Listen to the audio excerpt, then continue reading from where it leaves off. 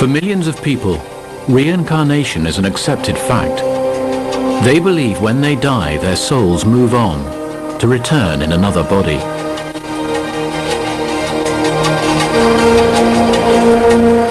We are making huge strides in unlocking the secrets of memory and brain.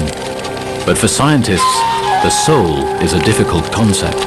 It's very hard to scientifically prove anything that is related to what is a soul.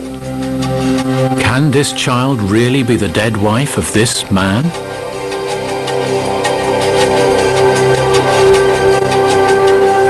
And the mother of a boy her own age? Can this girl carry the spirit of a dead teenager? How can they remember their past lives? But I do believe that reincarnation should be taken seriously. There are many strange stories of people claiming to remember earlier lives that at first glance defy explanation. Benares, northern India. The holy river Mother Ganges flows through the city. Hinduism is one of the world's oldest religions, with millions of followers. For them, life does not always end in death. Along the banks, funeral pyres for the dead. Only immersing the ashes in the river will release the soul from the cycle of rebirth and suffering in this world. Karma is the Hindu law that controls reincarnation and our places on the ladder of existence. Good deeds will be rewarded, bad punished, giving everyone a chance to redeem themselves.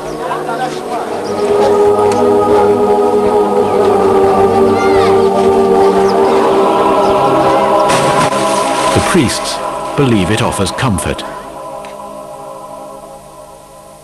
जैसे सूर्य है, सूर्य की किरणें अनंत हैं. अब वो सूर्य Who can count the sunbeams? The sun is a source of endless beams. There are so many souls. The light begins to die, but their souls come back again and again.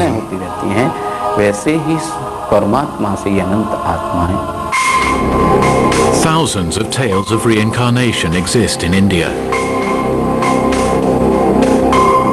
On the 11th of December 1926, a girl is born in Delhi. For Hindus, she was to become living proof of their beliefs. Her name was Shanti Devi. Until the age of 4, she never spoke. When she did, her first words were explosive. She told her mother that her home was not in Delhi, but in a town called Matra, 140 kilometers away. She had lived there in her past life. Her name was Lugdi, and her husband was a man called Kedarnath Chobe.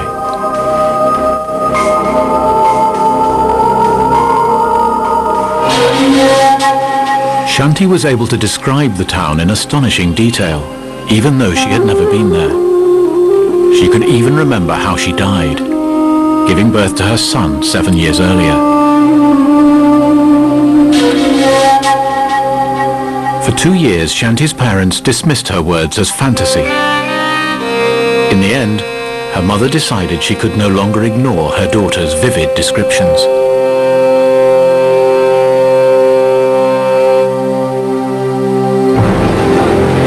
So one of Shanti's uncles traveled to Matra to investigate her claims.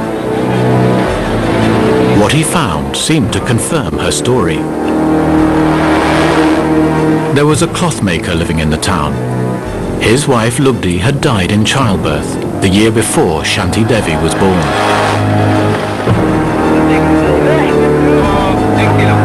His name was Kedarnath Chobe. Was Shanti his wife reborn?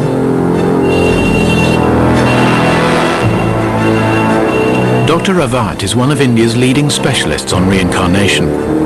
He has spent much of his life retracing Shanti's story and recalls Kedarnath's first encounter with her.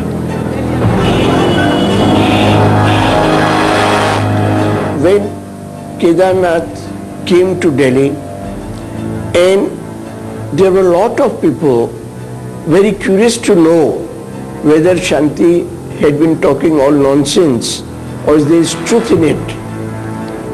But when in the morning Kedarnath very openly and clearly stated that I am 100% convinced she is Rupdi, the whole thing spread like fire, and hundreds and hundreds of people used to come to see this child. In the 1930s, India was in turmoil as the country struggled for independence from British rule. Hindus and Muslims clashed violently.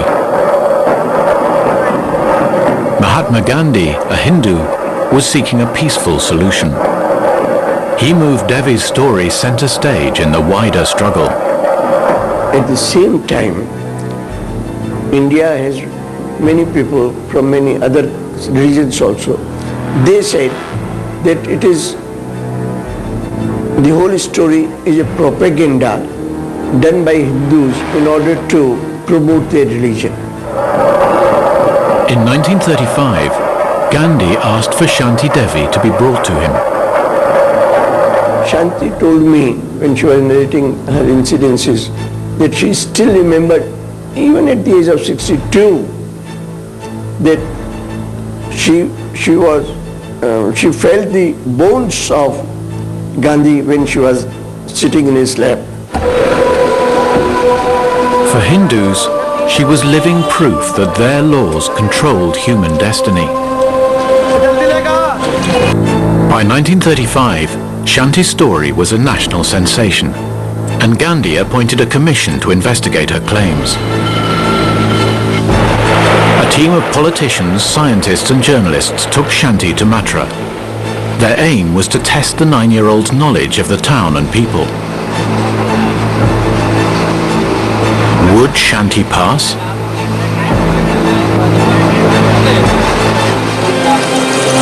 When the team arrived in Mathura, they were astonished by how much the child knew. She answered many questions correctly, although several she got wrong.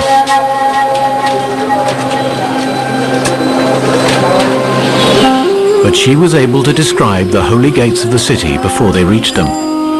She could point out new buildings and streets, which she claimed did not exist in the past.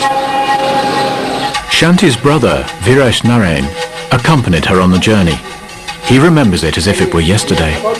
She told the way. She showed the way. You have to go that way. And now they're like that. And she guided the team to the home of her previous life.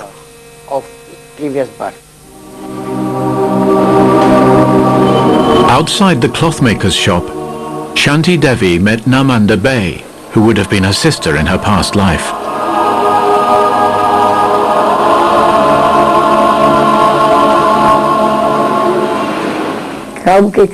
She recognized me straight away. There were so many people, they were pushing her away from me, but she recognized everything. She knew of each lane, where it led to, knew every tenant, knew where they lived. She recognized the cobbler, the washer, all of them. The trip culminated in a dramatic encounter. 9-year-old Shanti met 10-year-old Navneet, the son she died giving birth to. Mother and son meet for the first time. They pointed at me and asked Shanti Devi, "Who is that?" And she said, "That is my son." "How did you recognize him?" She said, "My soul has recognized his soul," and she began to cry.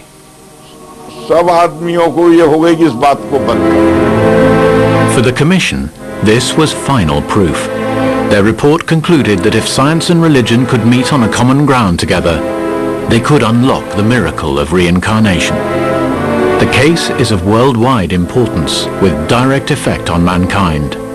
We ask all scientists to help us find a conclusion.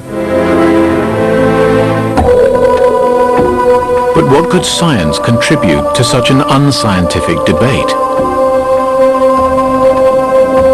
In America, the McGovern Institute for Brain Research tries to unlock the mysteries of human memory. Nobel Prize winner Professor Philip Sharp heads up the unit. The soul in many cases has an implication related to religion or good and bad, and existence beyond the physical organism. And it's very hard to scientifically prove anything that is related to what is a soul.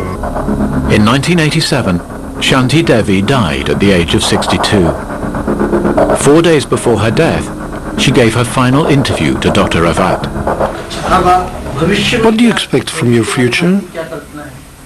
I think that I will reach salvation in the future. Everybody has to go through the highs and lows of birth and rebirth. With this life, the cycle ends. I will go to God in my next life. Hundreds of scholars, investigators, critics, writers, journalists went to her, questioned her, to the extent that right from almost the day she started talking about past life, till I know of the 4 days before her death, when I had last interviewed her. This is the work of God. God made me his tool. This is all God's play. And the world is the stage. And we all dance as he wants us to. It says in the Holy Scriptures that reincarnation exists. My mother proved it and showed everyone that there is such a thing as rebirth. She was living proof, and all those people who didn't believe in it had to accept that there is a reincarnation.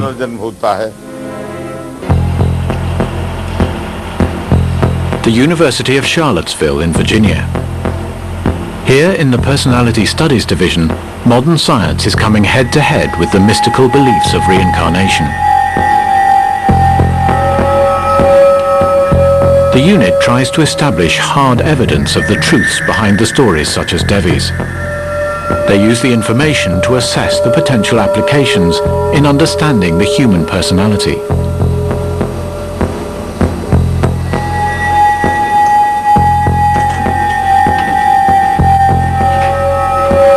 Its founder is psychologist Professor Ian Stevenson. For over 40 years he has travelled the world tracking down those children who claim to be able to recall a past life. Over this long period, he believes that a significant pattern has emerged in many countries. Individually, the cases of these little children seemed weak, but when you looked at them as a whole, they showed me certain uniformities. Very young age of the children, 2 to 5, and then the tendency for the children to forget when they were 7 or 8. What began as a personal interest developed into a fully funded research project, which is still struggling to find the truth. There are over 2,000 cases of alleged rebirth from around the world in Stevenson's filing system, but incontrovertible proof is hard to pin down. Well, my conclusion so far is that for the strongest cases, reincarnation is the best, but not the only explanation. We don't have any perfect case. They all have some flaw. And so I've never claimed we have anything like a proof of reincarnation. But I do believe that reincarnation should be taken seriously as a possible explanation. Stevenson cross-checks all available details of the children's stories, but he also looks for physical signs, traces of the violent deaths from which many of the children claim to have died. A small number of the birthmarks are very similar in appearance to birthmarks that nearly everybody has, what we call melanocytic nevi. But most of the birthmarks that I and my colleagues have described are much more substantial. Stevenson has collected over 600 of these cases. A little girl from Turkey. She claims to remember that her husband killed her in her former life by cutting her head off. Across her throat, she has a faint red birthmark. There's a little boy from Sri Lanka. He says he was killed by a shot in the head, and this is the wound. And a boy from India who died in a car crash that crushed his leg. In many cases, we've been able to verify the existence of the wounds with post-mortem reports, which are very precious, and we need more of that. In order to gather more evidence and follow up leads, Stevenson has installed a global network of researchers on standby around the world.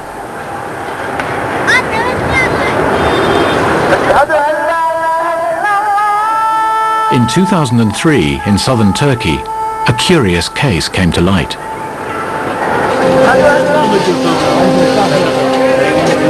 German psychologist Dr. Jürgen Keil went to investigate.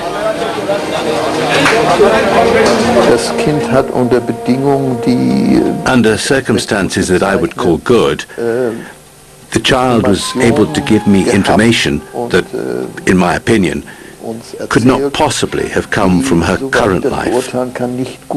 I would therefore call it a case that is above average.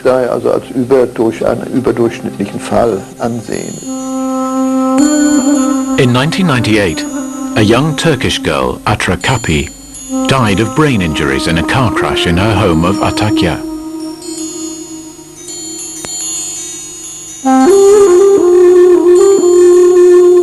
"28 days later, in another Turkish village not far away, Demet Yildirim was born.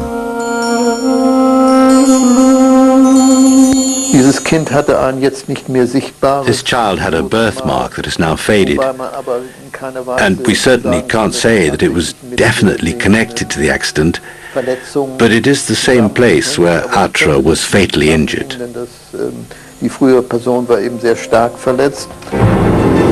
At the family home, Kyle meets Demet and her grandmother Kezben Yildirim.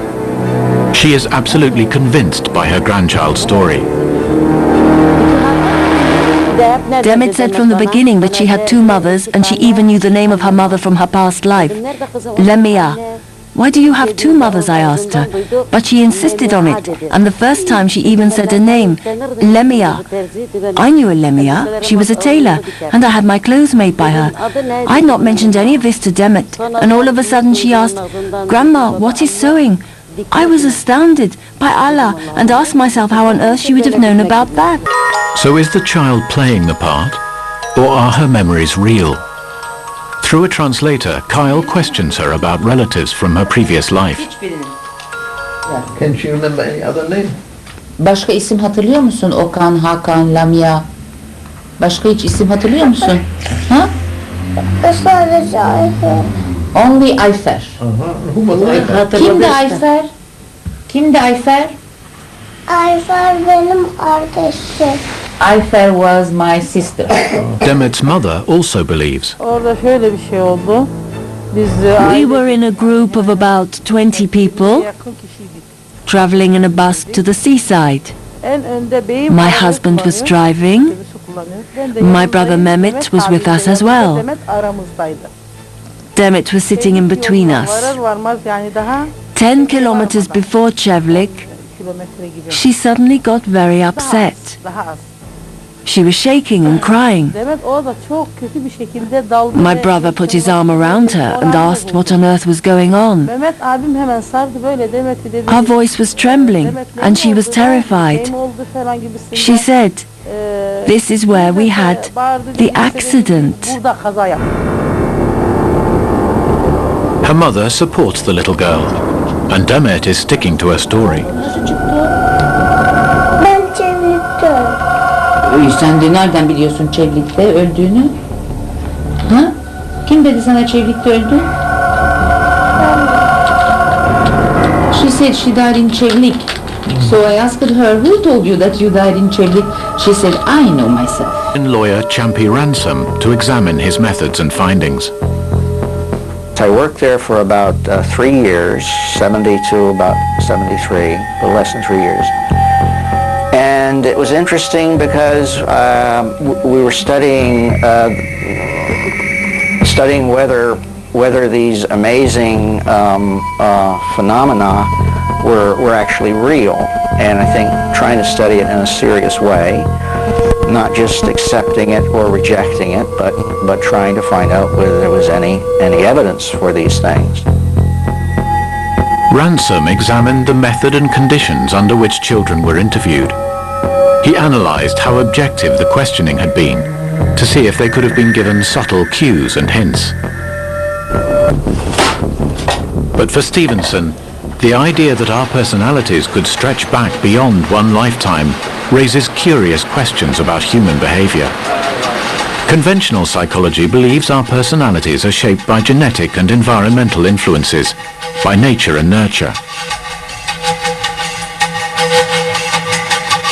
Stevenson believes there are children whose behavior can't be explained by either, and whose memories must be inherited in some way. I think there must be some vehicle in which conveys the memories of events and the habits of behavior and the birthmarks and birth defects when these occur. They can't, I think, just occur from one to the other instantly. There must be some intermediate carrier.